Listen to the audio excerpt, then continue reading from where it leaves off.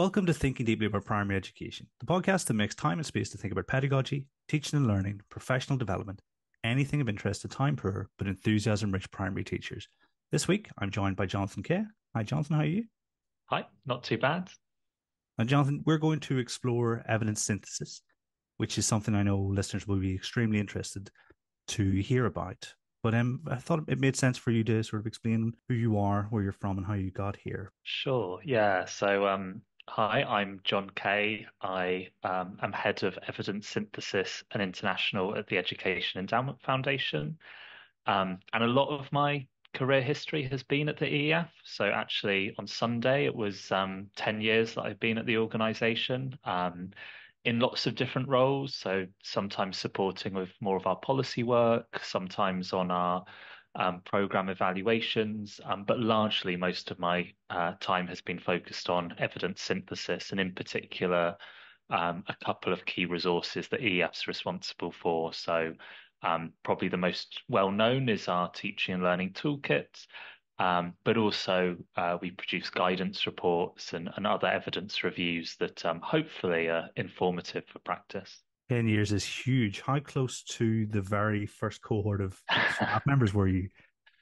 Pretty close. I never feel like one of the originals. There's still a couple of people from right at the start of the EF, but I think we've been going 13 years now. So we were started in 2011, so pretty close, and a lot of changes, a lot of different areas and activity in those 10 years. Yeah, Stuart Kine does a talk and he starts off by talking about what's happened since 2010. And it's always shocking and makes you feel really old.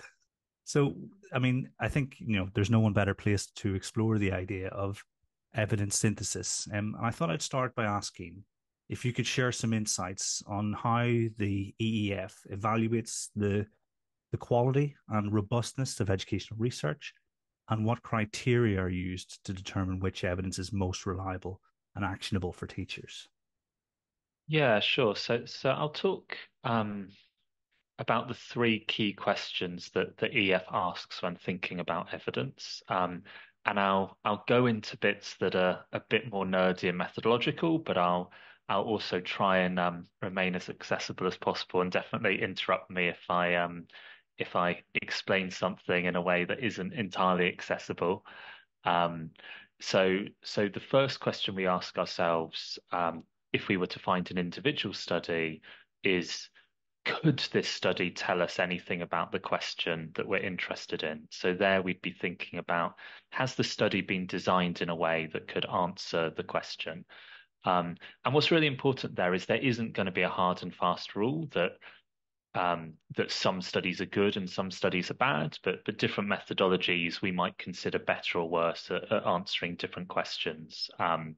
So if we were trying to answer a question about the efficacy of a practice, then what we'd be looking for at EF is some kind of comparison group in that study.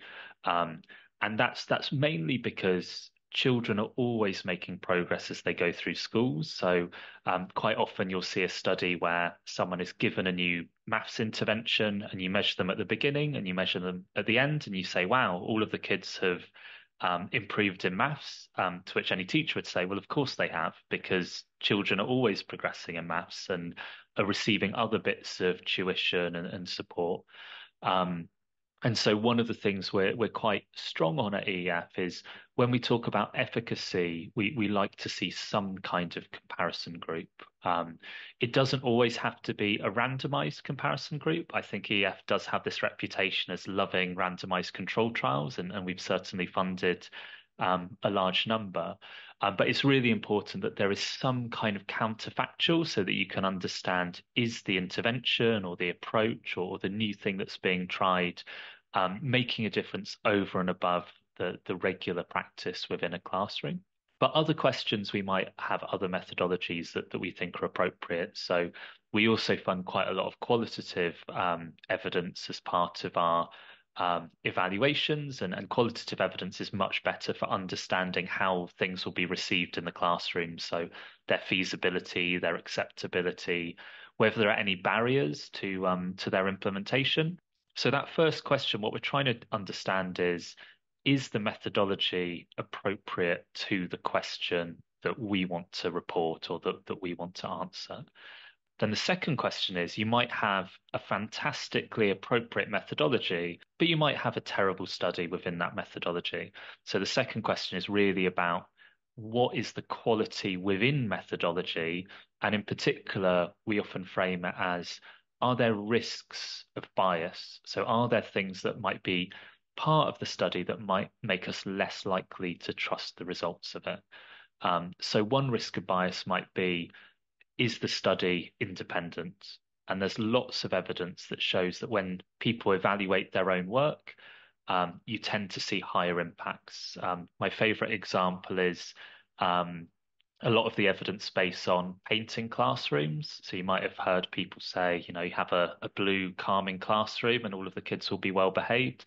Quite a lot of that research was funded by large American paint companies. And so, regardless of whether you think the actual study is any good, there might be some suspicions about the kind of the level of independence there and whether you're only hearing about the positive results. But there are lots of other aspects to methodology or risks potentially to bias. So one might be around the size of the study. You might get a less secure result if you only test something with one or two kids than if you test it in 100 schools.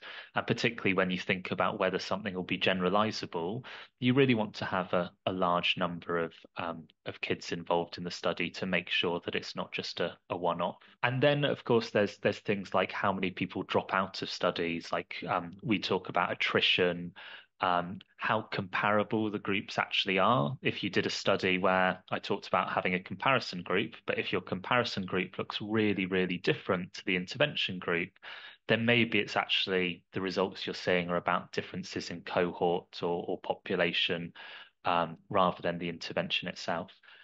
So when we think about the quality of the study within the methodology, we tend to go through a list of different questions. I won't go into all of the kind of methodological detail, but those are the types of things we'd be asking. And then the final question is how relevant the study is. And people often get caught up on relevance being, did it take place in the same country? And some things may be more transferable than others. There are things that we've tested that have been really positive in America that then haven't translated at all. But then there are also lots of theories of education that seem to be applicable across lots and lots of education systems. Most education systems consider how to give high quality feedback to the children in their settings. Most systems will have some form of scaffolding the content of their learning and approaches like that. But it is really important to think about context, particularly when we interpret what we can say from results. And that isn't just geographic, but also might be about things like outcomes. So a trend that you often see in studies is studies measuring outcomes that are really, really close to the intervention and then making really, really big claims on the basis of those studies. So a classic example might be if I wanted to evaluate Duolingo and learning some new vocabulary through an app like that that's nicely gamified. What I could do is test that. I learn my 10 words of the day, and then at the end, I test whether I know those 10 words. And I will perform better on remembering those 10 words than someone that has received no instruction whatsoever on those 10 specific words. You'll almost always get a really exciting, promising result. But does that tell you anything about learning Spanish language in general, or does that just measure something that's so close to the intervention that it's not really giving us a big claim that we can make? And so we think really carefully about context, not just in terms of country, but in terms of is the study answering the question that we want to make a claim about? So we wouldn't try and make a sweeping claim about improving key stage 2 results on the basis of a vocab, very proximal measure.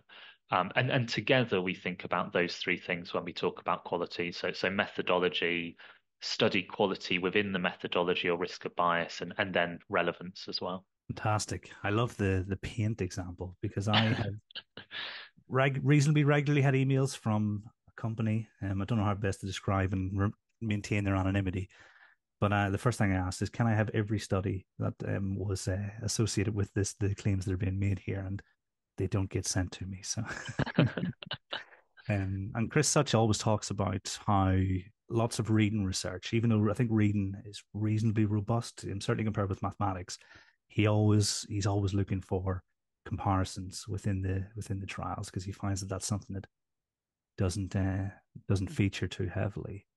So yes, I think teachers can definitely there's lots of things they can look for themselves when they're engaging with the papers. I mean, what do you consider to be a large sample size? Like, what's your benchmark?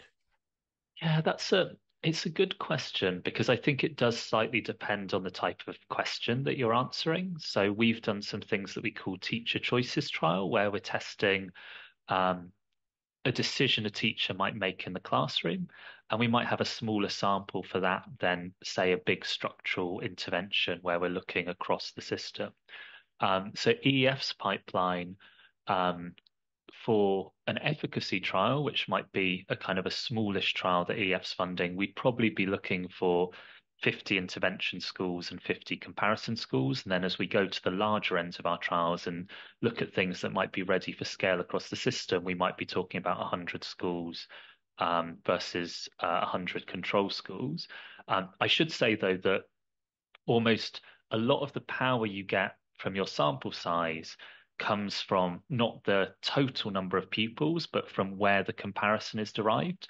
So you might get a similar, if you did have an intervention that you could test at the pupil level rather than at the school level, then 100 pupils each side might be a perfectly valid comparison.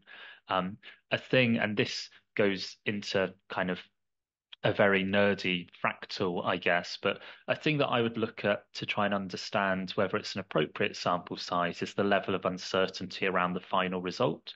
So people often talk about statistical significance of results. We at EF don't really like to use the kind of the binary cutoff of is something significant or not, but you can always see there's some uncertainty, statistical uncertainty around any result, and depending on how well powered or how appropriate the sample of the study is, that statistical uncertainty will be either reduced or increased. So similarly, if you see a political poll, you might have a margin of error. All studies have that similar margin of error. I think I remember seeing once there was maybe 6 months or so, or so they were trying to, but the margin of error was also 12 months or something like that. I can't remember what the exact example was. And so it almost meant that actually nothing was being said. So I can see where you're coming Yeah. from. And it's really hard to interpret that because, there is always going to be uncertainty, and we shouldn't, you know, as educators, you can't wait for the perfect result that gives you 100% certainty. We're always going to be talking about best bets, and we're going to be talking about risk. I, I don't think we ever will get to the point where you can say, if you do this, you will get exactly this result.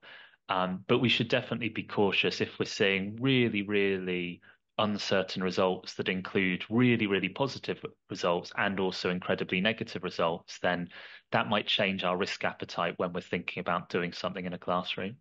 Nice. I mean, as the sort of lead person on this, do you feel any pressure with the final message that comes out of all this sort of analysis? I I should be very clear that I have a team around me, so I've got plenty of people to blame, but I think that the important thing that makes me confident actually is um, and we can talk about this when we talk about synthesis more generally.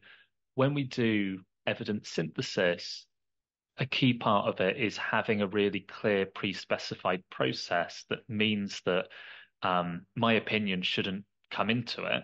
And so almost what we get out in the toolkit, I don't really have a say in. Sometimes I'll be really surprised by it, but I won't have a say in it. And what we do is we specify a process for engaging studies and we specify analysis processes before we see what any of the results are.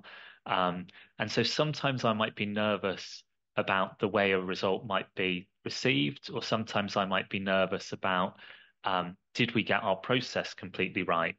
But I try and stay out of the kind of that final how the result is because I think it's the value of it has to be that it's process based rather than what I think about metacognition or what I think about feedback. Nice. So yeah, so you've almost got like this. If the system works, then there's less pressure on yourself, which I think is Exactly. probably healthy. Um, If the system doesn't work, then I'm worried and then very accountable as well. how can teachers effectively navigate and make sense of the what is essentially a very vast body of educational research, particularly when findings may seem contradictory, counterintuitive, in my experience, or like you said, context specific. Yeah, and I'm going to reflect my bias here, and evidence synthesis is in my job title, so I do have a bias. But I would, when looking for research, I would always try and look first for reviews and evidence synthesis rather than single studies. And there's a few reasons for that. One, it's just convenient. If you find a really good systematic review, then rather than reading 200 individual studies, you can read one summary that hopefully is able to deal with those contradictions. Um, Secondly, it's more rigorous because if you look at any individual study, there's always the chance that you have that outlier. Um, and there are outliers for lots of reasons, but a real risk is the things that tend to get most coverage or most attention are often the strangest results. So the things that might be hardest to find might actually be the most representative studies. Um, and so I think that what a good synthesis should do is pull evidence together. And I'm certainly not suggesting that every teacher individually does a systematic review and then meta-analysis, but I think that's part of the role of organizations like EF or also authors of systematic reviews, is compiling evidence into a way that can hopefully be interpreted really easily by teachers or school leaders and giving them an overview of the evidence space. So when we do a toolkit strand, for example, as I said, we have this independent process where what we try and do is look for every single study. At the beginning, we'll lay out some criteria for inclusion. So we might say we only want studies with children age 3 to 18, or we only want studies that have an outcome that is an attainment outcome. But then we're trying to find every single study. So we're not just trying to find studies that match our opinion or studies that are done by people we know, or even studies that are in the closest context. So we'd be looking for studies from around the world, and then we'd be gathering them together and trying to summarize the average impact. And hopefully that gives a sense of where the overall evidence base is. Of course, the important thing then is to be able to understand what sits behind that average, because maybe you want to know what is the impact just for schools in England, or what is the impact just in mathematics, or just in reading outcomes. And so we also do a process once we've got all of the studies together, once we've found the studies that we're interested in, of doing analysis that can compare how different factors explain the variation of those studies. So we do a process called meta-regression or moderator analysis. And what that allows us to do is say, all of these studies have very different impacts, and all of these studies have slightly different characteristics. Now, what are the characteristics that seem to explain the variations in impact? And sometimes that will be a pedagogical factor. So maybe something is more effective when it's delivered by teachers than by teaching assistants or digital technology. Sometimes that'll be a methodological factor that we've got to correct for. Maybe we're seeing much lower impacts when we're having more rigorous studies, and we want to make sure that we're appropriately describing the security of the evidence base. But sitting behind that is a process that hopefully gives teachers access to a much larger evidence base and a much more rigorous and independent evidence base than looking for an individual study. So if I was a teacher trying to navigate and make sense of the vast body of research, what I try and do first is go, is there a review? Maybe that's the toolkit, maybe it's the guidance report, maybe it's just putting what topic you're interested in and the phrase systematic review, because there is a vast body of literature out there. Obviously, that won't always be the case. There hasn't always been a review done. And then there's probably a smaller number of single studies. And what I try and do is look across the evidence base, not just take the two studies that look closest to your setting, because context isn't everything, but to try and, in a broad ranging approach, assess the quality of the studies, the relevance of the studies, and the underlying methodology of the studies to see in combination what you think their message might be. That makes total sense. I mean, I've got a favorite meta-analysis. I think it's pronounced Carbonell. I think it was 2014. They explored the use of manipulatives in classes, and Oh, interesting. a lot of those threads I use to sort of, like you say, go down rabbit holes and things like that there. I mean, I think I may have seen people talking about the use of artificial intelligence to conduct systematic reviews. Has this come into your sort of peripheral vision or anything recently? It's very much on trend at the moment. And the big move that we're trying to do, particularly with the toolkit, is for the toolkit to be as living as possible. So what you want with your reviews is not only that they summarize the evidence base, but they continue to summarize the evidence base. So as new studies are published, you want to really quickly add them to your evidence base so that you don't immediately have your go-to resource being just evidence from 5 or 6 years ago. And so what AI is frequently seen as the solution to is how can we find the studies quicker? And then how can we extract information from the studies quicker? So underpinning the toolkit at the moment, there's a lot of people that I get to go on podcasts and take credit for their work, but we have 20 research assistants that work with Durham University whose jobs are to read studies and extract information from those studies so that we can collate them. And that, I'm sure, may sound enticing, but after you've been doing it day after day, is not the most glamorous or interesting job, and is the type of thing that we can work with AI to try and make more efficient so that we can use those people for the harder and more interesting challenges around communicating evidence. And so at the moment on the toolkit, we already use bits of machine learning. It's not generative AI, but we use machine learning to help us find studies more efficiently. So within the toolkit, the published toolkit, I think there's around 2,500 studies. And what machine learning can do is say, we can look at all of the information from these studies and suggest studies that look like them so that we can find the studies that we're missing. So at the moment, there's a big project underpinning the toolkit that's using machine learning to find those studies and to screen those studies more efficiently. The big win that everybody wants is to be able to get the machines to just extract all the information from the studies so that you could really quickly run a meta-analysis or really quickly run a narrative summary. But I think we're a long way there. And I think the thing that worries me is the idea that ChatGPT or a chatbot can summarize the evidence effectively already, because they really can't. And the thing that machines are really bad at is what they tend to do is take the findings from individual studies and summarize them and try and amalgamate them. But the thing that meta-analysis allows you to do is get the quantitative trends. And so we were talking earlier about studies that may have a lot of statistical uncertainty and might be lacking in statistical power. Now, if you have 10 studies that are all underpowered, give very kind of notional findings, they all have a very small positive result. Those 10 studies together might tell us something really meaningful. And if we did a meta-analysis, we might get a really statistically secure result by looking at all of the small effect sizes together. But each individual author might say there's no evidence of impact.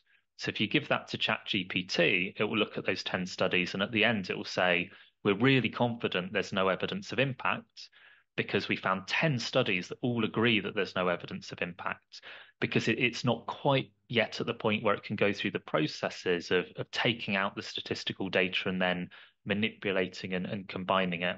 I'm sure at some point it will get there and I'll become as expendable as anyone else. But we're not quite there yet. I totally see where you're coming from. I mean, Elon Musk seems to think that there's this point in the near future where sort of AI will know more than the combined sum of human knowledge. But I think there's something innately human in engaging with research. And for me, Mm. I'm not yet ready to, I'd rather read the paper than ask a computer what it thinks. Meta regression sounds particularly complicated. I mean, is that almost perhaps one of the reasons we need large bodies like the EEF, because you've got the manpower to effectively negotiate that? Whereas it feels like it's almost beyond the scope of individuals within the school system. I've learned meta-aggression, and I don't think it's purely the kind of the might of the EF that has enabled that. But I think for the EF to be a useful role in the system, what we want to do is the most burdensome, the most kind of time intensive bits of summarizing research. We want to do that in a way that is rigorous, independent, and gives practitioners access to the findings. And so I think the thing that I'd say on synthesis is regardless of the meta-aggression, I think the feedback strand in the toolkit has around 200 studies in it. Now, I myself wouldn't want to sit and read all 200 of those studies, and I doubt any individual teacher would want to sit and read all 200 of those studies because there are much better things that they can spend their time doing. But by working with a team of research assistants extracting the data, we can do the really time intensive part that then gives teachers access to that evidence base of those 200 studies and understanding the average and what sits behind the average, and also interesting findings for implementation. And so it's really important that we empower teachers to engage with the research and challenge the research and be able to zoom in on individual studies and think about how to question information that's presented to them in the system, because not all of it will be reliable. But I think the aim of what the EF wants to do is those really time intensive parts of interpreting the research is to try and do as much of that as possible and present it in as accessible a way as possible. Now, you mentioned independence. Obviously, we are in at the end of an electoral cycle. I think if we manage to make it through 5 years without a general election, almost, um, Yeah. will the EF continue on beyond that, or are you dependent on? No, no, I mean, I think it's really important that we are completely independent of government. So, the EF's funding model, unlike lots of kind of things that were initially funded by government, is that we were given our endowment as a lump sum. And what that meant that we could do is firstly plan for the long term. So doing the studies that we fund takes a really long time. You know, an EF funded RCT from commissioning to publication is probably around 3 years. Um, but most importantly, what it means is we have no government involvement in the decisions that we make. So our research agenda is completely decided by us, and the government gets no say over what we publish. We send them the results. We hope they're interested, but there is no world in which they can say, do this or don't do this. Um, so um, we will continue to exist. We have funding for at least another 10 years. And the thing that makes that powerful and that I think makes the EF work is the fact that we are not part of government machinery, and we don't have to go each year to negotiate with a Secretary of State and say, you know, give us some more money, because it's always those points of leverage that you might lose that independence. And I think there are lots of things that we all agree on, but there are still lots of areas that are really contested in education, and evidence should be a way of cutting through that rather than something that becomes ideological. And I think a lot of the methods that we put in place are also about protecting that independence. So that systematic review approach that I talked through, part of that is because it's the most rigorous. But I think it's also really important that having a process that's transparent and that is replicable means that people understand where EF's getting its results from. And you wouldn't want it if everything we put out seemed like the opinion of our CEO or the opinion of me or of another team member. It always has to be very process driven, and sometimes that can make it very technical or sometimes a bit opaque.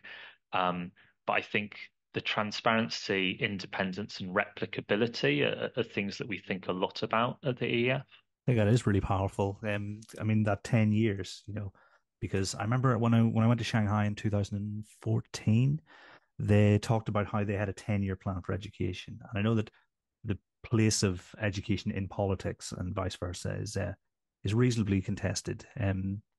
But in my mind, it would be great if there were like this 10-year agenda, and then we see how things are going. And it almost feels like you've got this, you're doing that. It might not be like you say what the Secretary of State is telling to schools, but actually this is more powerful because it goes beyond Yeah, mere political influence.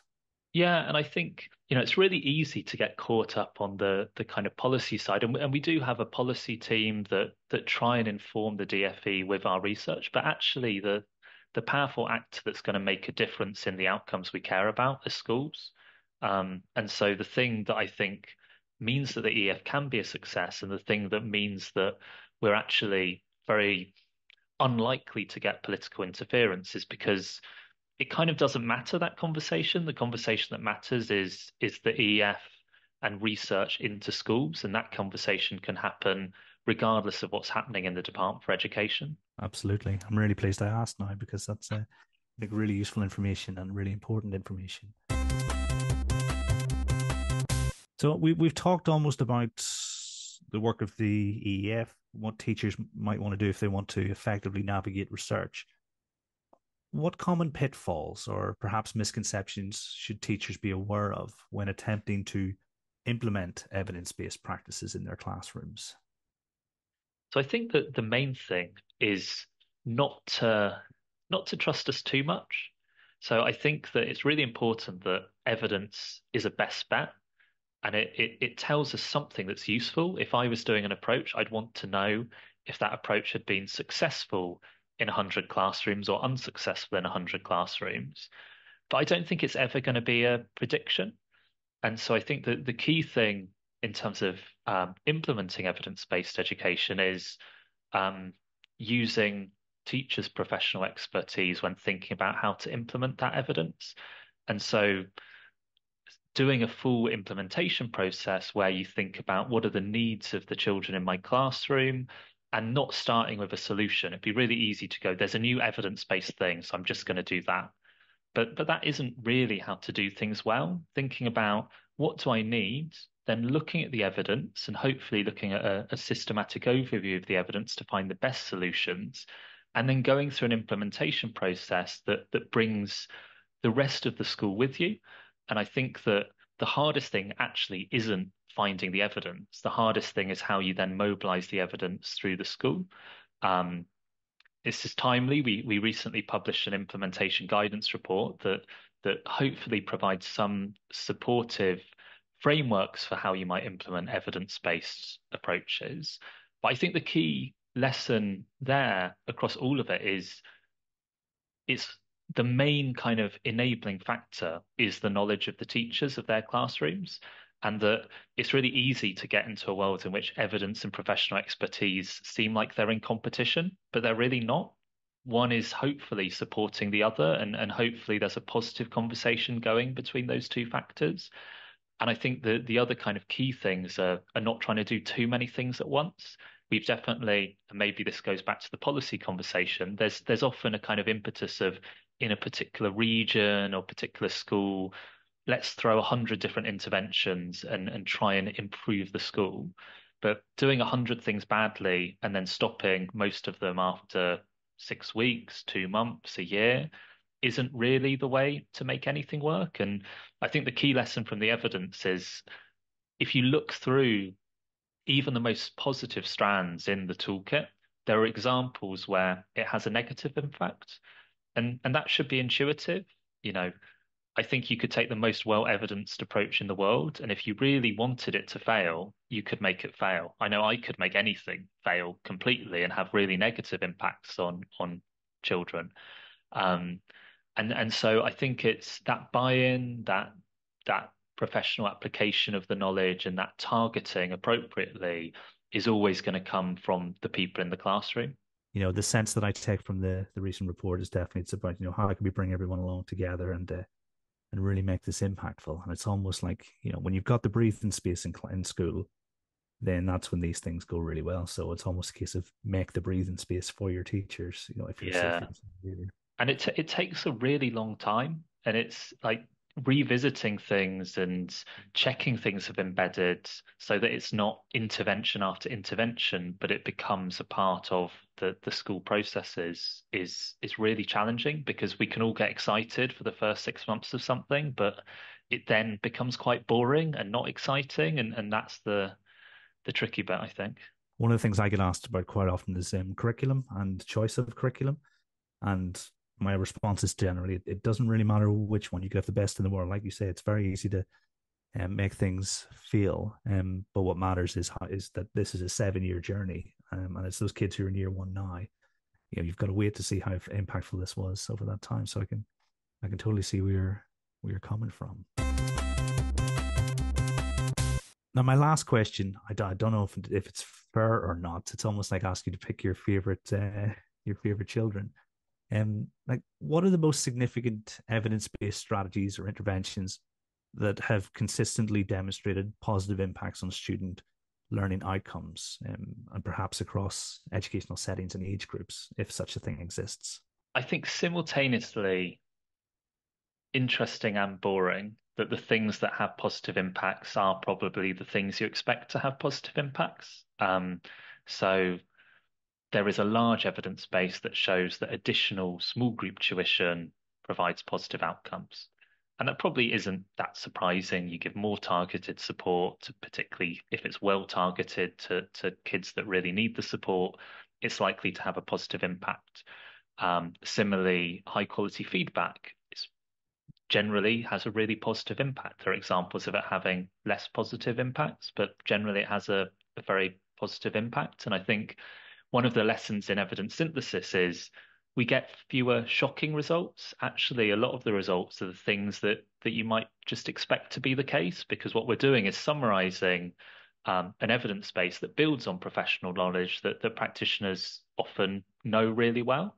Then the interesting bit, though, is what sits behind those averages of those positive impacts. So, you know, feedback we know is really positive, but we've also seen examples where it's been negative in unexpected ways. So the rise of kind of triple marking policies where workload was being really damaged. You have less time for planning lessons, you've had less time for quality teaching.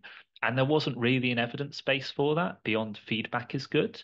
And when we looked at the evidence base for those triple marking policies, it was pretty much non-existent.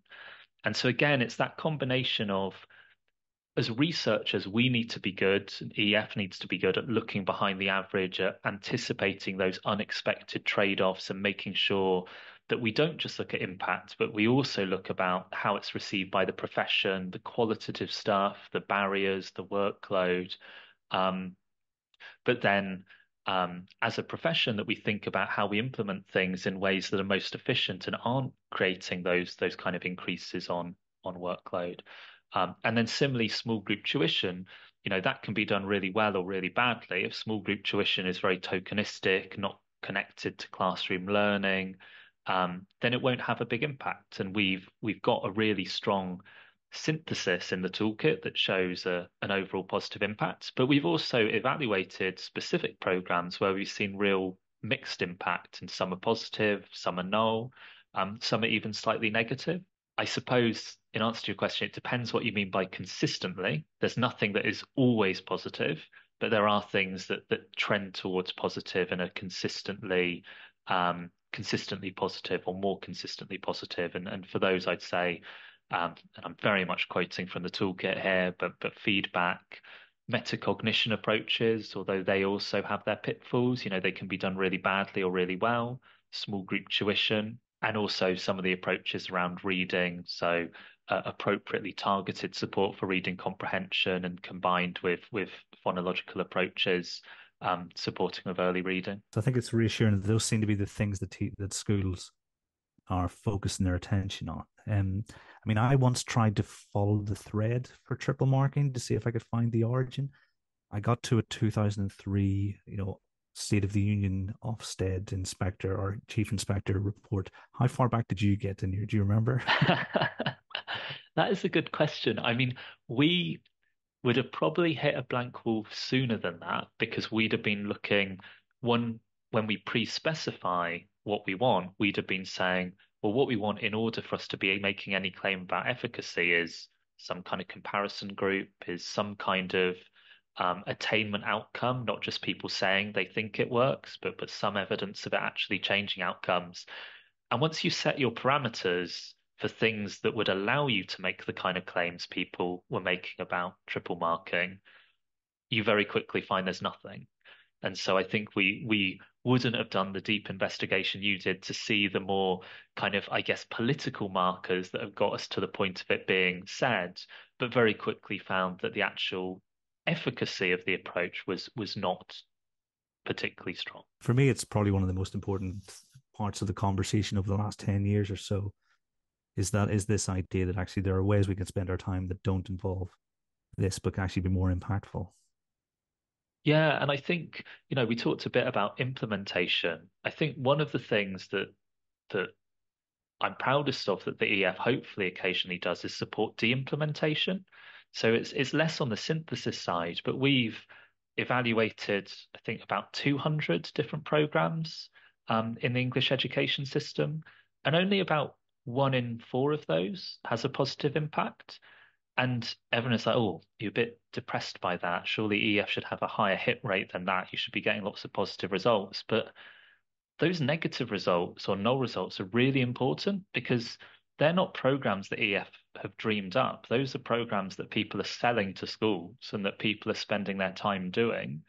And when you're finding that they're not having a positive impact over and above just regular business as usual, and people are spending money on them, that really becomes a de-implementation challenge. And I won't name organizations for fear of legal repercussions, if nothing else. But some of the things that I'm proudest of is where we see organizations cease to do as much business as they used to because they've had a negative result in an EF trial, because that is the sign that actually people aren't buying a product that wasn't improving outcomes.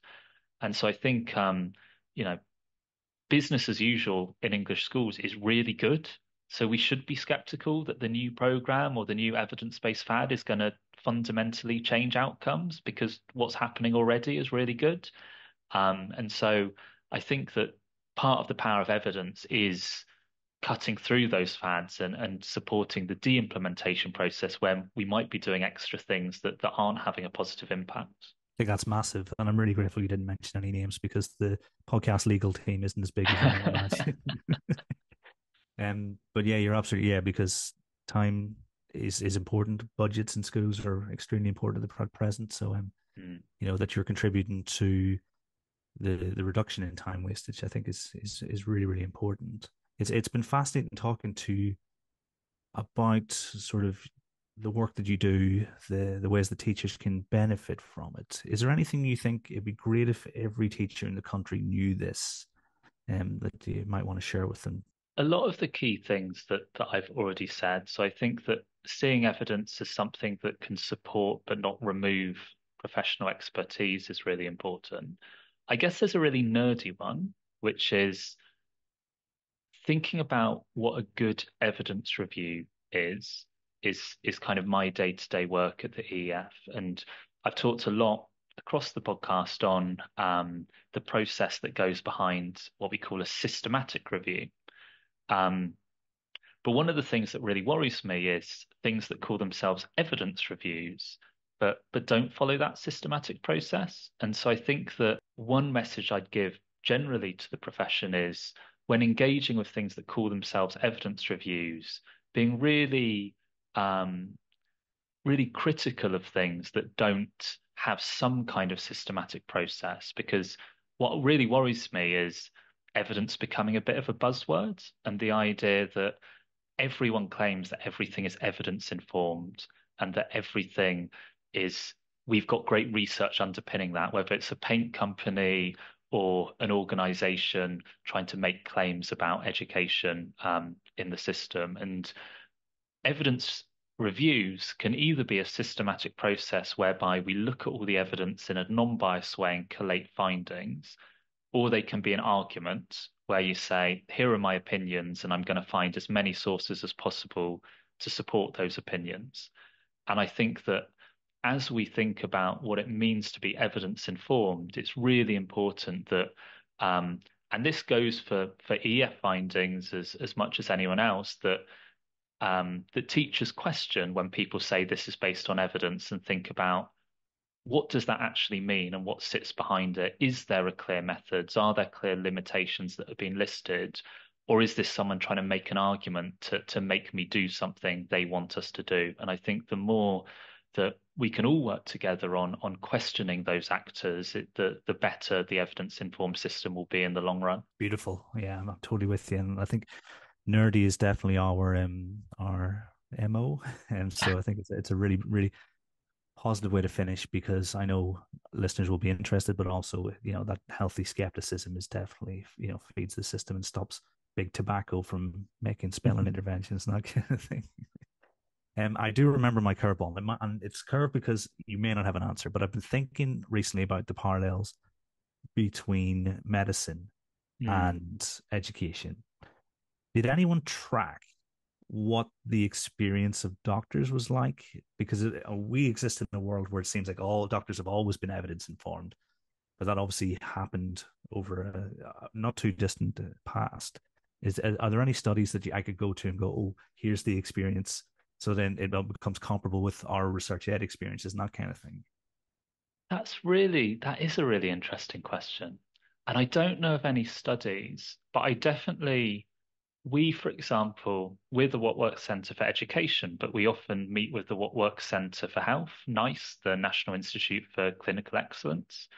Um, and there are a lot of parallels, but there are also places where we shouldn't underestimate how education is ahead of healthcare. So I think that um, what healthcare has is lots and lots of strong funding of very rigorous evidence, lots of RCTs that often come out of a regulatory environment where you need that in order to get your medicine onto the market. And, all of that regulation within a market-based economy means there's lots and lots of research. But the thing that maybe education is stronger on is that profession-led voice when it comes to evidence access. And NICE are actually very good at engaging stakeholders in the process. They'll often have patient groups, they'll have doctor groups.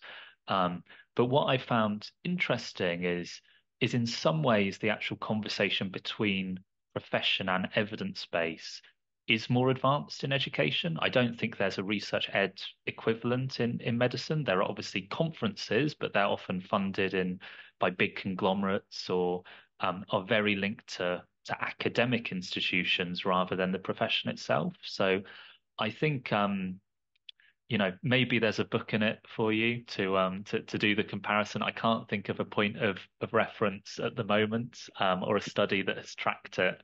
Um, but there's definitely something interesting there about the way that different evidence systems adapt. And I think that, in education, we can learn a lot from medicine. I'm definitely not one of those people that says we just take the whole thing and assume it applies to education because they're clearly such different contexts. And we should be really proud of some of the things we're doing in education that are actually ahead of the curve when it comes to an evidence-led movement. Nice. I mean, that is definitely enough to get going. And like I say, find a rabbit hole and then put off the work I should be doing and looking for interesting things to read about. And I mean, it has been an absolute pleasure. And I know that listeners will really value the chance to hear about your work.